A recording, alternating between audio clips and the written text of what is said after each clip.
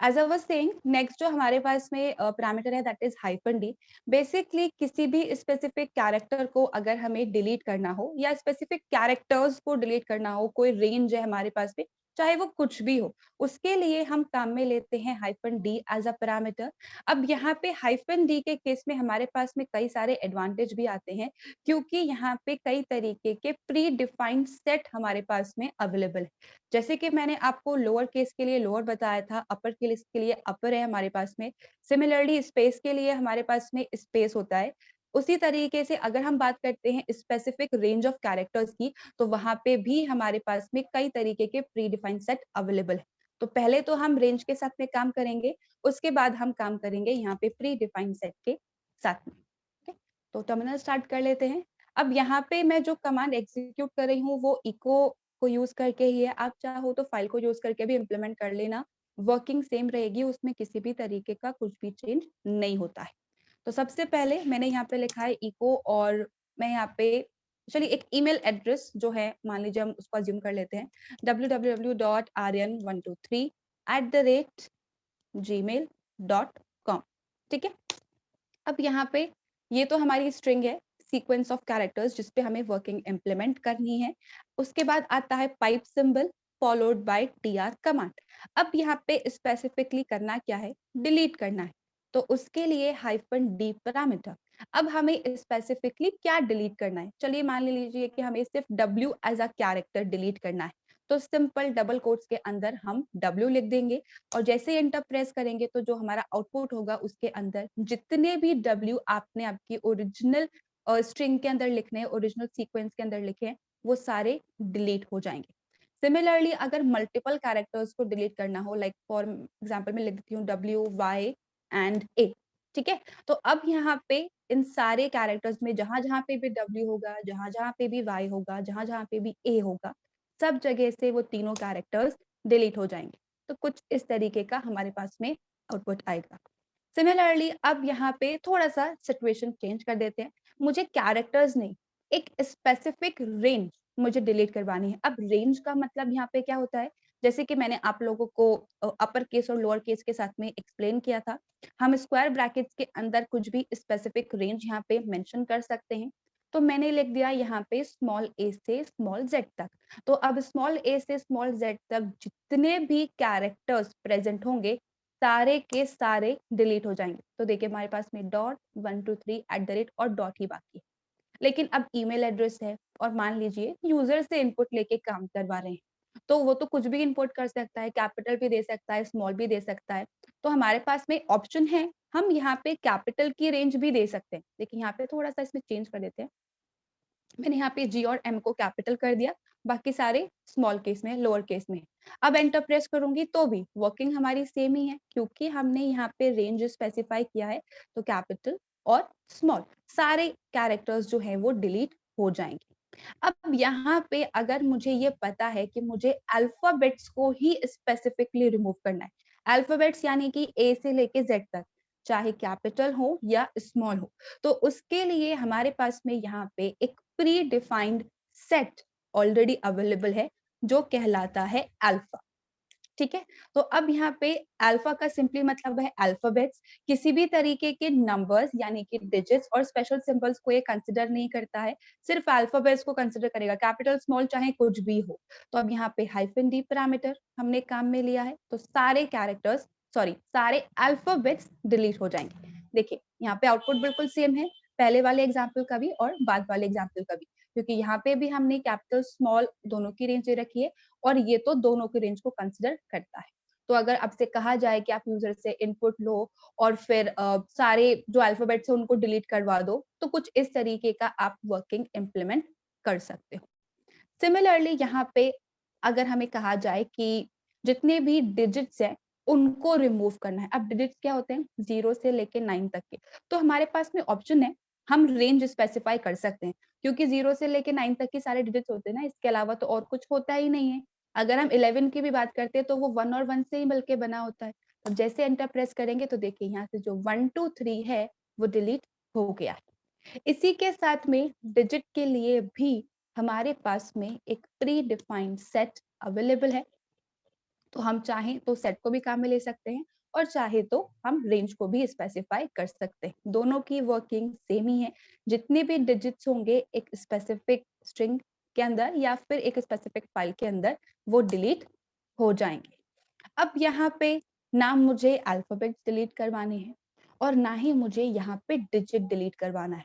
मुझे यहाँ पे जो स्पेशल सिंबल्स होते हैं ना हमारे पास में, जैसे कि परसेंटेज होता है, एट द रेट होता है, डॉट है, कॉमा है, जितने भी पंक्चुएशन मार्क्स हमारे पास में अवेलेबल होते हैं, मुझे उनको अगर डिलीट करवाना है तो उसके लिए ऑफ कोर्स अगर आप चाहो तो डबल कोट्स के अंदर आप स्पेसिफिक कैरेक्टर पास कर सकते हो, जैसे कि एट द रेट पास कर दिया, कॉमा पास कर दिया, डॉट पास कर दिया।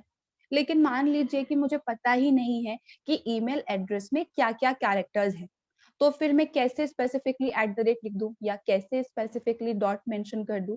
तो यहाँ पे पंक्चुएशन मार्क्स के लिए हमारे पास में specifically PUNCT that stands for punctuation नाम का एक प्री डिफाइंड सेट अवेलेबल है, जो कि सारे स्पेशल सिंबल्स को रिमूव करने का काम करता है। अब जैसे ही एंटर प्रेस करेंगे तो देखिए यहाँ से डॉट भी हट चुका है और एट द रेट का सिंबल भी हट चुका है। तो कुछ इस तरीके से हम अलग-अलग फॉर्म में डिलीशन ऑपरेशन परफॉर्म कर सकते हैं, चाहे स्पेसिफिक रेंज हो या डिजिट हो या पंक्चुएशन हो।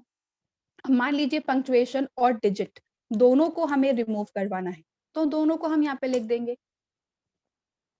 ओह सॉरी, थोड़ा-सा मिस्टेक हो गया है इसमें, यहाँ पे डबल कोट आ गया है। देखिए, जैसे एंटर प्रेस करेंगे तो पंक्चुएशन और डिजिट दोनों यहाँ पे डिलीट हो जाएगा, सिर्फ अल्फाबेट्स हमारे पास में बाकी रहे।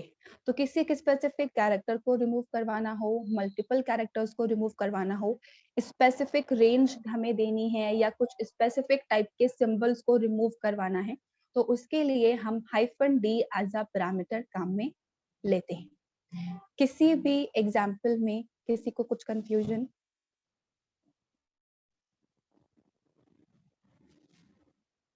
सबको क्लियर है -d parameter?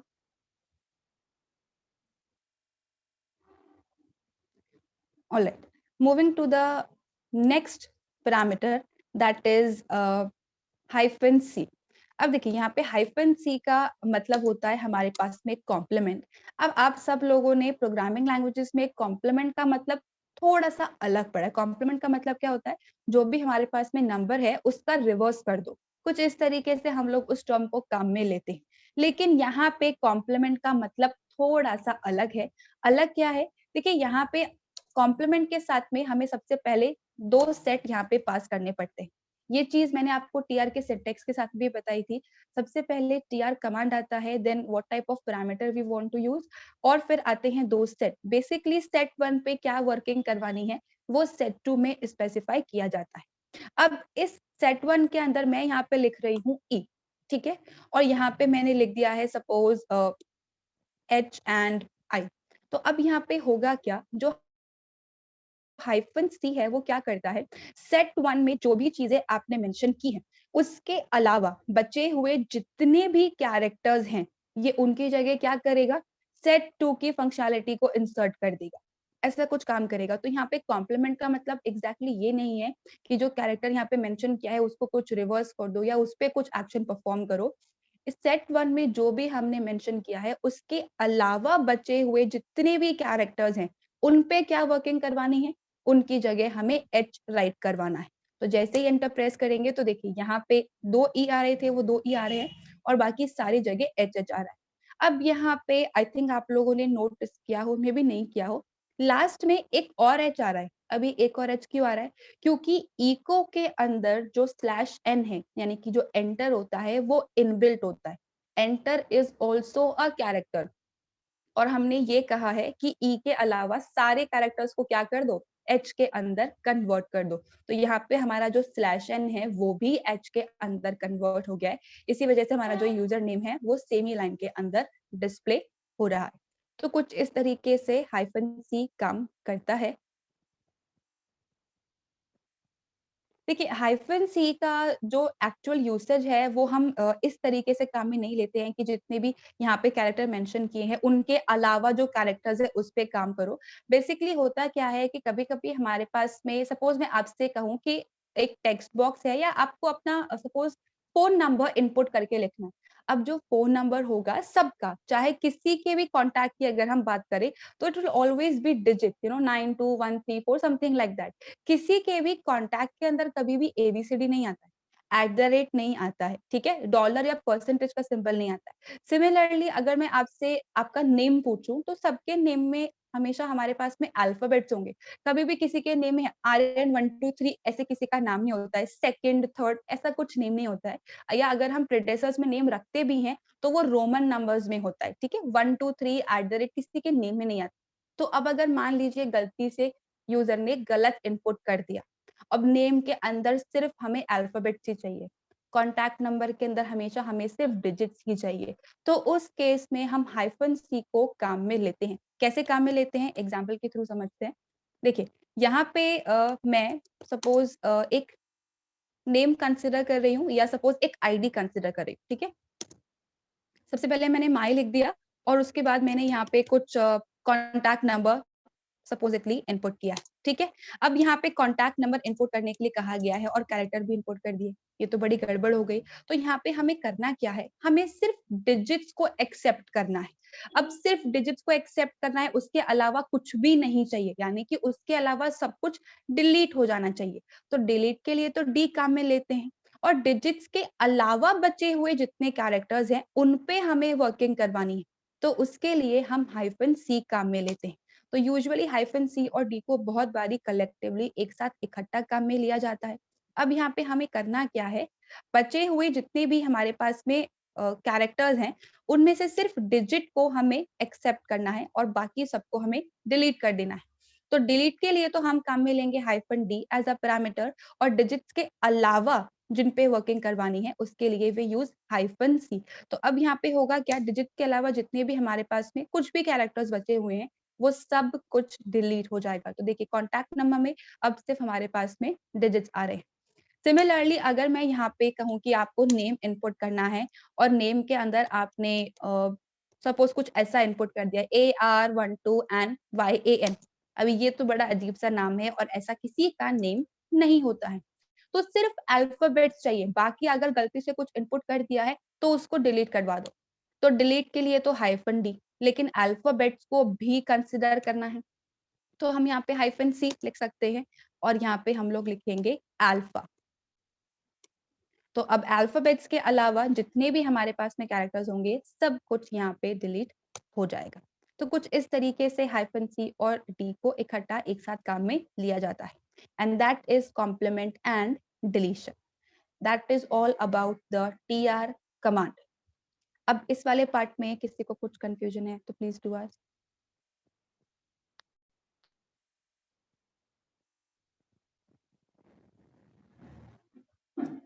All right, then moving to the next part. देखिए, अब नेक्स्ट कैरेक्टर ट्रांसलिटरेशन के बाद जो नेक्स्ट टॉपिक है हमारा दैट इज़ ईडी। ईडी का सिंपली मतलब होता है कि यहाँ पे हम लोग एक एडिटर ओपन करने वाले हैं। ऑलराइट गाइस, जैसे कि मैं आप लोग को बता रही थी नेक्स्ट जो हमारा टॉपिक है दैट इज ईडी। ईडी का सिंपली मतलब होता है एडिटर। अब एडिटर का सिंपली मतलब होता है एक ऐसा सॉफ्टवेयर जिसको यूज करके हम फाइल्स क्रिएट कर सकते हैं। अब जब यूनिक्स ने अपने एडिटर्स बनाए थे, जैसे कि विंडोज के अंदर हमारे पास में नोटपैड होता है, वर्डपैड होता है, देयर आल्सो एडिटर, वहाँ पे हम लोग अपनी फाइल्स को क्रिएट कर सकते हैं। तो यूनिक्स का सबसे पुराना और ऑलमोस्ट कह सकते हैं कि सबसे पहला जो हमारे पास में एडिटर आया था दैट वाज़ ईडी एडिटर। तो ये एक कमांड के फॉर्म में हमारे पास में अवेलेबल है। अब यहाँ पे होता क्या है, जैसे अगर विंडोज़ की अगर हम बात करते हैं, नोटपैड को हम सर्च करके एंटर प्रेस करते हैं, तो होता क्या है, अलग से एक फाइल क्रिएट हो जाती है। लेकिन यहाँ पे ऐसा कुछ नहीं होता है क्योंकि सारा काम कमांड बेस्ड है। तो जैसे ही हम यहाँ पे सिंपल ईडी लिखते हैं और एंटर प्रेस करते हैं, तो यहाँ पे होता क्या है, एक कर्सर ब्लिंक करता है। ये हमसे वेट करता है, मतलब बोलता है कि आप इनपुट दीजिए, जो भी कैरेक्टर हमें इनपुट करने हैं, बिकॉज़ इट्स अ एडिटर। तो कुछ ना कुछ तो हम टाइप करेंगे ना, हम लोग फाइल क्रिएट करना चाहते हैं, एडिटर को यूज़ करके फाइल को क्रिएट किया जा सकता है, उसपे मॉडिफिकेशन किए जा सकते हैं। अलग-अलग तरीके की वर्किंग बिल्कुल वैसे ही जैसे कि हम नोटपैड में करते हैं। कट, कॉपी, पेस्ट भी होता है यहाँ पे, आप फाइल को सेव भी कर सकते हो, उसके कंटेंट्स को डिस्प्ले करवाना, डबल क्लिक करके ओपन करते हैं। सारी चीज़ें यहाँ पे इम्प्लीमेंट होती हैं, बस तरीका बिल्कुल अलग है। देखिए, यहाँ पे एक चीज़ जो सबसे इम्पोर्टेंट है that is command mode and insert mode. देखिए यहाँ पे जो rn at ubuntu लिखा हुआ आता है डॉलर सिंबल, यहाँ पे जब हम अलग अलग तरीके की कमांड्स को एग्जीक्यूट कर रहे होते हैं वो कहलाता है हमारा कमांड मोड। लेकिन अगर हम किसी भी तरीके के एडिटर को ओपन करते हैं तो एडिटर में अगर कुछ भी कंटेंट हमें टाइप करना है तो उसके लिए हमें इंसर्ट मोड के अंदर जाना पड़ता है। मतलब ये है कि हम फाइल के अंदर कुछ डेटा टाइप करने वाले हैं। बिल्कुल वैसे ही जैसे कि मैंने वर्ड ओपन कर लिया है, अब मुझे यहाँ पे अगर कुछ टाइप करना है तो कर्सर प्लेस करना पड़ेगा ना कि कहाँ पे टाइप करना है। तो एग्जैक्टली द सेम कंसेप्ट, अगर मुझे यहाँ पे भी कुछ टाइप करना है तो पहले इंसर्ट मोड में जाना पड़ेगा।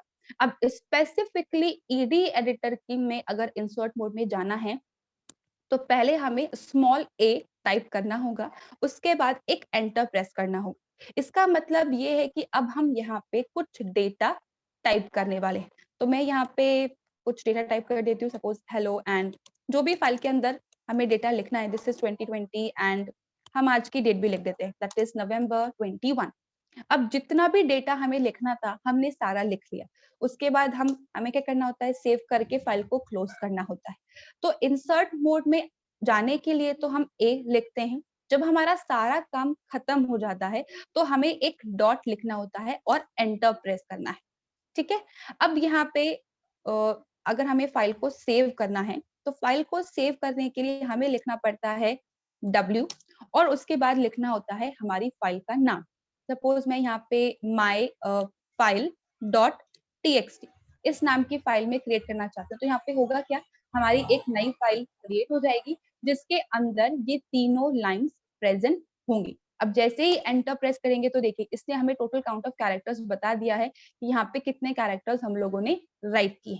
अब स्पेसिफिकली अगर मुझे इस एडिटर से बाहर आना है तो मुझे क्यू टाइप करना होगा और एंटर प्रेस करना होगा। देखिए अब हम फिर से कमांड मोड के अंदर आ गए।